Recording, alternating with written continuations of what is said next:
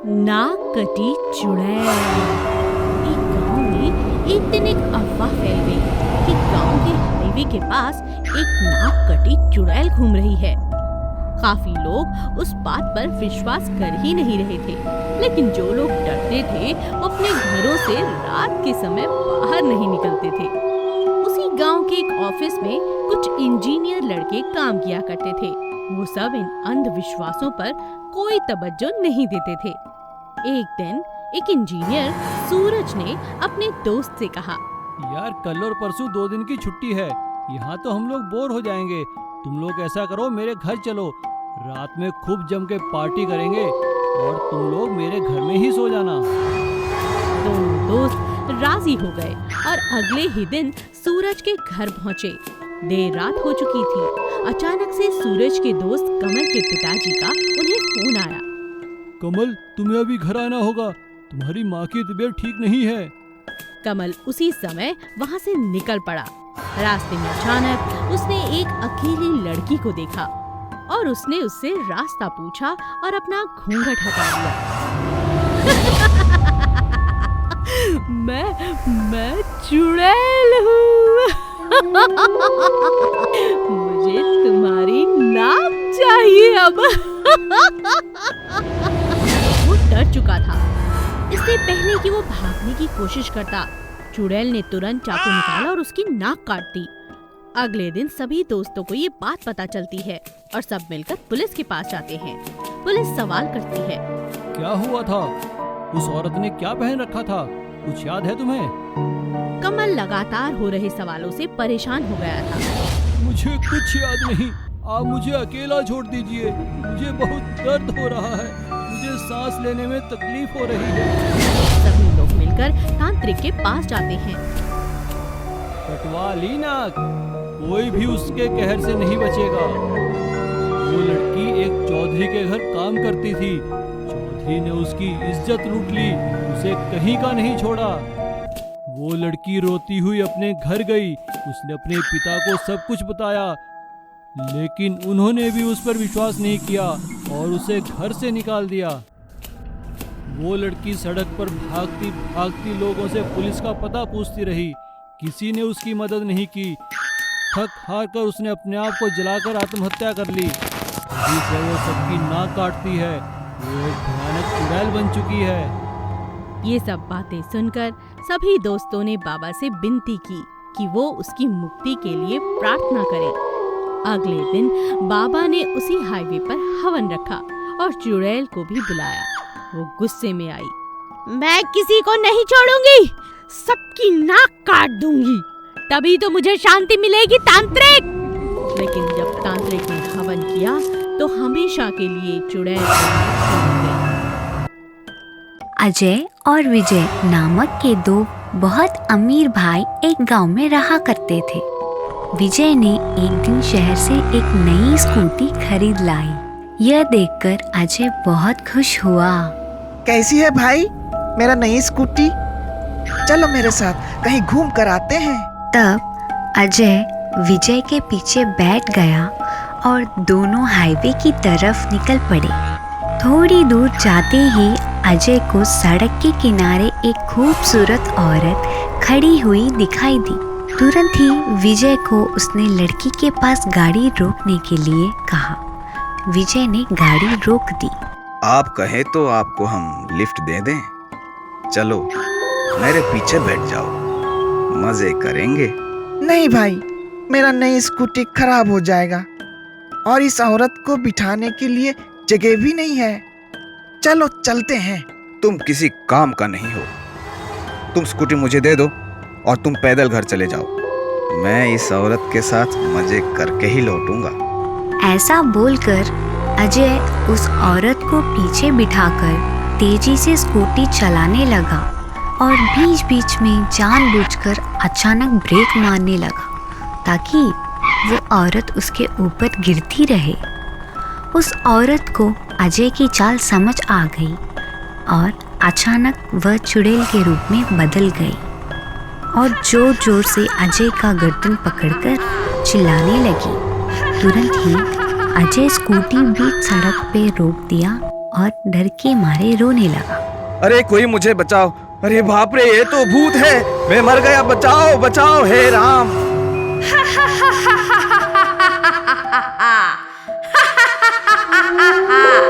तुम्हें बचाने यहाँ कोई नहीं आएगा।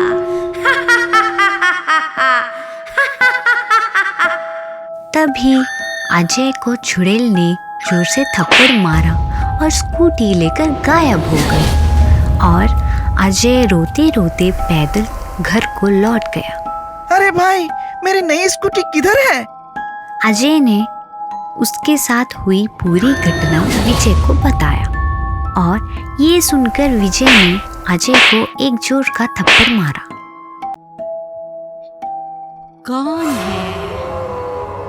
माधव की पत्नी माया रोज रात को चुड़ैल बन जाया करती थी। यह बात किसी को पता नहीं थी। माधव रोज अपनी पत्नी को रात को कुर्सी से बांध दिया करता था ताकि वो बाहर ना निकल पाए। एक रात माधव माया को कुर्सी से बांधना भूल गया। आधी रात को जब उसकी नींद खुली माधव उठो उठो यहाँ से, तूने बहुत दिन मुझे बहुत सताया है, मुझे बांध कर रखा है, आज मैं तुझे रस्सी से बांध दूंगी। माधव घबरा कर उठता है। माया जी मुझे माफ कर दो, मैं आइंदा कभी ऐसा नहीं करूंगा, मुझसे गलती हो गई, मुझे माफ कर दो माया जी। अरे मैं माया थोड़ी ना हूँ, मेरा नाम तो सुंदरी है, सुंदरी। बोल बोल सुंदरी मुझे। नहीं सुंदरी जी आप बहुत सुंदर हो, सुंदरी जी आप बहुत सुंदर हो।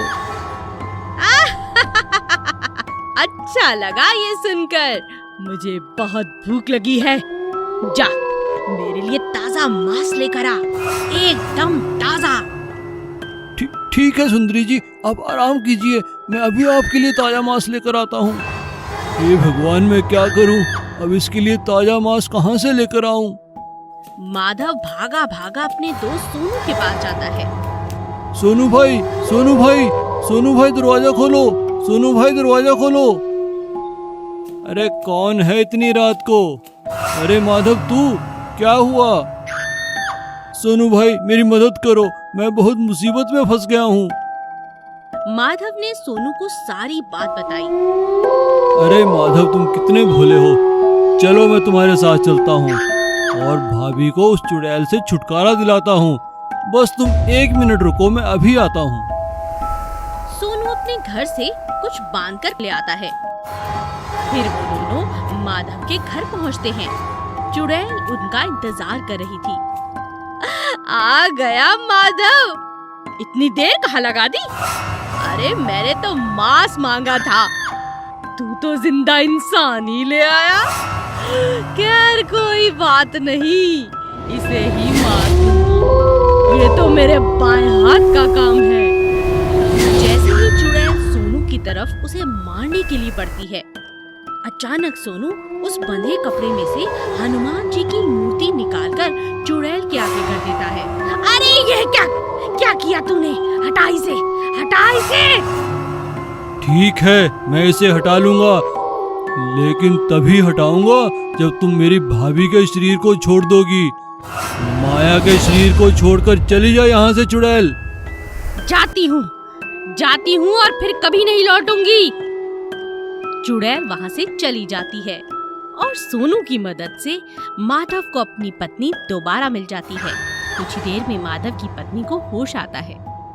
माधव यह लो, यह हनुमान की मूर्ति अपने पास रखो, इसके आगे भूत चुड़ैल सब अपनी शक्तियाँ खो देते हैं और सब कुछ पहले की तरह अच्छा हो जाता है। शांति नगर के एक गांव में एक चुड़ैल ने सबका जीना हराम कर रखा था। वो हर 2 दिन के बाद गांव में आती और घर के बाहर दरवाजे पर खड़ी होकर आवाज लगाती। क्या मैं अंदर आ जाऊं?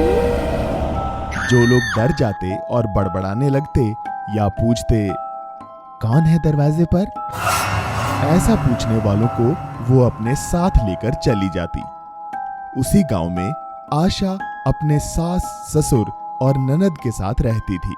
आशा की सास और ननद घर का सारा काम उससे करवाते और खुद आराम करते। अरे ओ आशा, कहाँ मर गई? सारा दिन कपड़े ही धोती रहेगी या खाना भी पकाएगी? बस माँ जी, अभी आई। आशा फटाफट खाना बनाती है और परोसती है। माँ पता है, कल ज्योति के चाचा ने दरवाजा खोल दिया तो चुड़ैल उन्हें भी अपने साथ ले गई। क्या कहा? चुड़ैल? हे भगवान! देख बेटी, तू अपना ख्याल रखना और गलती से भी दरवाजा मत खोलना।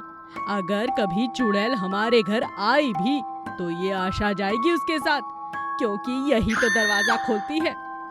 जा, अब तू फटाफट दरवाजे पर लिख कर आ जा कि हम घर पर नहीं हैं। चुड़ैल, तुम कल आना। आशा की ननद आशा को बिल्कुल पसंद नहीं करती थी।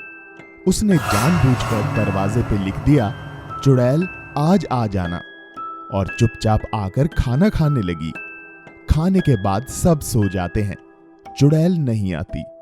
आशा की ननद सुमन सोचती है, मैंने तो चुड़ैल को आने के लिए कहा था। दिन चढ़ने वाला है, चुड़ैल तो आई ही नहीं। जाकर देखती हूँ। सुमन जैसे ही दरवाजा खोलती है, सामने चुड़ैल को पाती है। चुड़ैल उसे अपने दांतों में दबोच लेती है। सुमन चिल्लाने लगती है, बचाओ बचाओ, भाभी बचाओ। आशा दौड़ती हुई आती है। आशा की सास और बेटा भी जाग जाते हैं। आशा बिना डरे चुड़ैल को दबोच लेती है। छोड़ो छोड़ो सुमन को, छोड़ो। आशा बहुत समझदार थी। वो जानती थी कि केवल अंधेरा होने तक ही चुड़ैल किसी को अपने बस में रख सकती है, और सूरज की पहली किरण पड़ते ही उसकी शक्तियां कमजोर पड़ जाती हैं। इसलिए उसने चुड़ैल को दबोच कर रखा और कुछ ही देर में दिन निकल आया। तब चुड़ैल चिल्लाने लगी और सुमन को छोड़कर वहां से भाग गई। ये क्या था? तुम ठीक तो हो? मुझे माफ कर दो भाभी, मैं इन सब की जिम्मेदार हूँ। मैं आपको गलत समझती थी, मुझे माफ कर दो। सुमन सारी बात घर वालों को बताती है। सभी आशा को खूब प्यार और सम्मान देते हैं और हर रात दरवाजे पर लिखकर सो जाते हैं, चुड़ैल आज हम घर पर नहीं, कल आना।